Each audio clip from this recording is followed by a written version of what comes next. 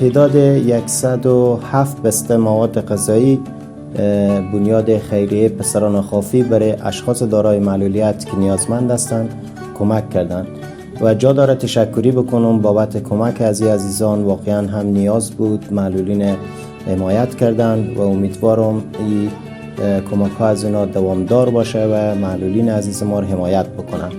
بنیاد خیریه پسران خافی یک بنیاد مردمی هست که همواره در کنار مردم بوده، حمایت کرده در تمام بخشا و همچنان با ما همکار هستند، با نهادهای معلولین همکار هستند، همیشه کمک کردند، حمایت کردند و جا داره که از اینا تشکری بکنیم. واقعا نیاز هست، ما میخوایم نهادهای دیگه بیاین الگو برداری کنن از اینا و ببینن که اینها چقدر اشخاص دارای معلولیت کمک و همکاری میکنن.